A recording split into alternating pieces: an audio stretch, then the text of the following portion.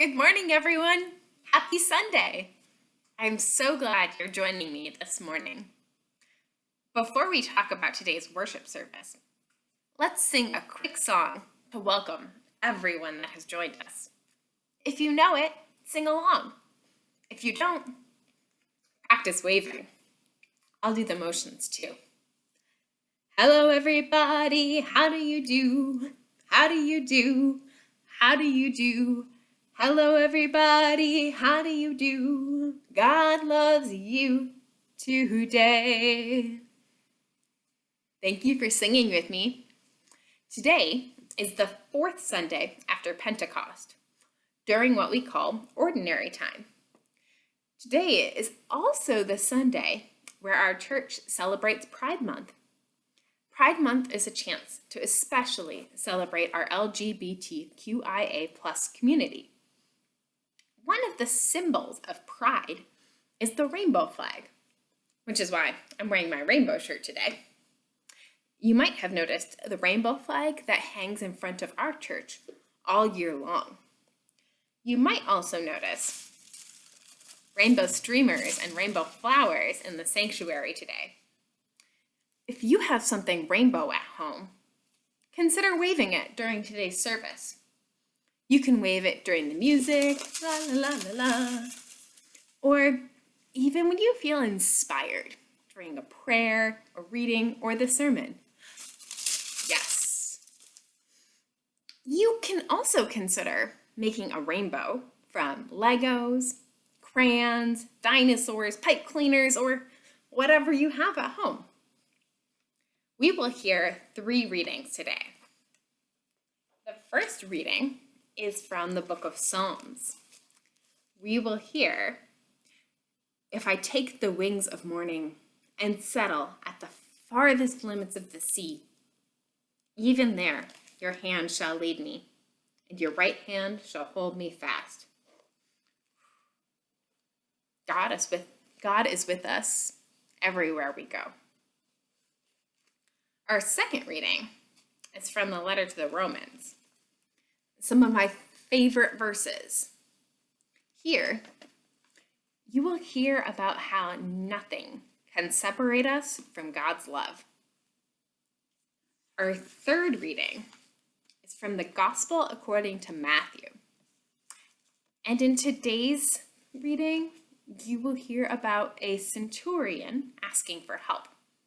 A centurion was a person who commanded 100 soldiers. This centurion asks Jesus to heal for someone he cares for. I imagine that it might have been hard for someone who was used to telling people what to do to ask for help, to open himself up like that. But he did. Today's story that we will read together is from a book that we have visited before. This is the book Holy Troublemakers and Unconventional Saints by Daneen Akers. Today, we will hear about Father Broderick Greer.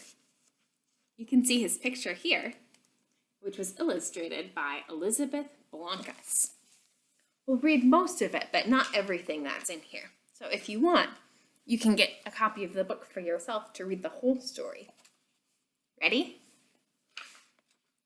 It's Sunday morning in Fort Worth, Texas, and 10-year-old Broderick Greer is sitting in the 4th pew at his family's Missionary Baptist Church. This sanctuary is a second home, a place where he spends many hours every week at prayer meetings, Bible study, and church services. He loves this place. It's where he feels deeply and fully loved by God. This morning, as usual, his grandmother sits at the piano, ready to accompany the choir for the next song. She's the minister of music for the church, and Broderick adores her. When the sermon begins, Broderick's grandma walks from the piano over to her seat, where Broderick joins her. "The music was especially good today, Grandma," Broderick whispers. "Thank you," she whispers back. The pastor begins preaching, and Broderick's grandma pulls out her small, green, pocket-sized Bible and her pen, like she does every week. In the small margins of the pages, she writes down sermon titles, some of the ideas the pastor shares, and her own thoughts.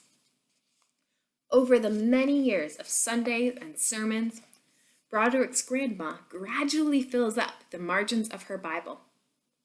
Over the years, different pastors preached on the same verses, sometimes with different insights and ideas. That Bible became a record of all of the hundreds and hundreds of Sundays in that church, as seen through the eyes of Broderick's grandma.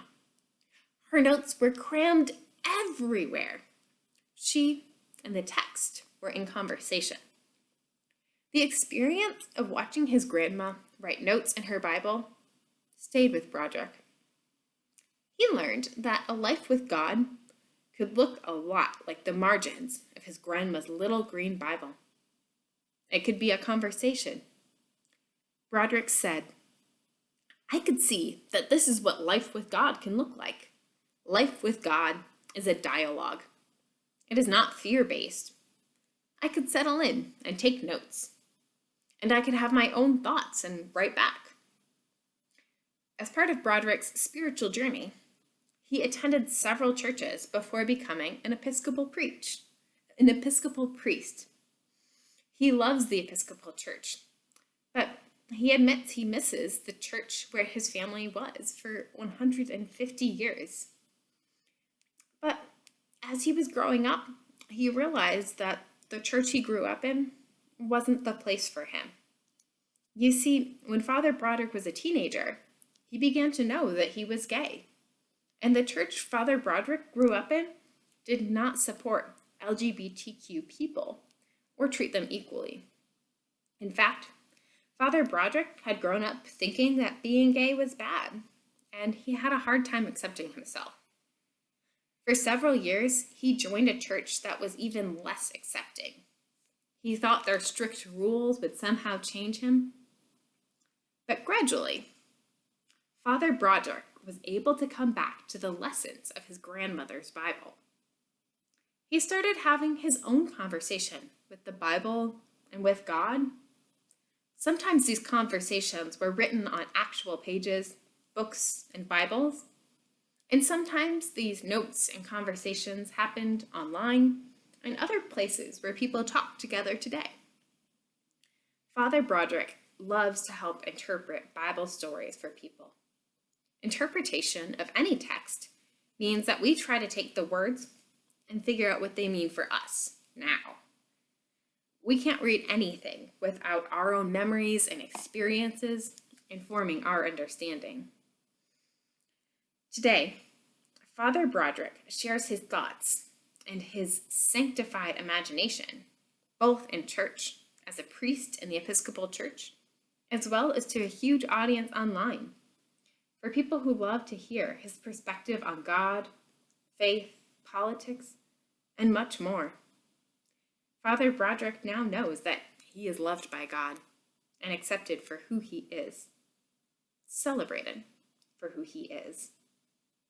He wishes that his grandmother were still alive to hear his sermons.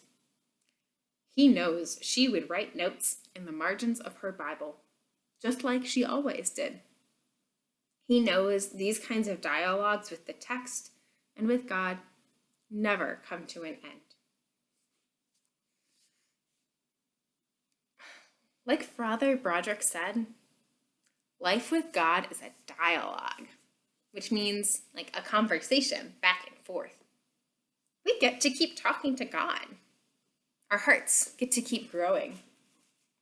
I love that when we read the Bible, when we read the Psalms, or when we read from the Gospels, we hear people talking to God, talking to Jesus, and hearing things back. Their hearts grew too.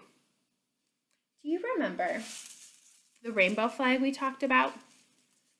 This was first designed by a person named Gilbert Baker in the 1970s. He made a beautiful flag with 8 colors, and he said anybody could make this flag. He didn't want any money for it. He wanted everybody to be able to use it. Since then, the flag has changed. First, it was simplified to just the 6 colors, like the colors in the streamer.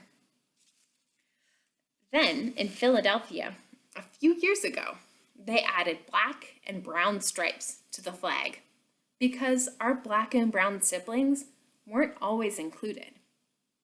More recently, the flag was changed again to include the white, pink, and light blue colors that represent the trans community. Just like the pride flag has grown to include more people, we get to grow too. In today's opening prayer, we will pray, "Open our hearts to the transforming power of your love." In our opening hymn, we will sing, "Oh, may our hearts and minds be opened." Just like Father Broderick and his grandmother, we can keep having conversations with God, with the Bible, and with one another to learn about God, ourselves, love, and justice. It's a conversation. To close our time today, I'm going to invite you to sing the second verse of Peace Like a River to remind us that we have love like an ocean. If you want, you can make a little heart with your hands or a big heart with your arms. You ready? I've got love like an ocean, I've got love like an ocean, I've got love like an ocean in my soul. I've got love like an ocean, I've got love like an ocean, I've got love like an ocean in my soul. And so do you. You have love like an ocean too. I hope you really enjoy the service today. Happy Pride!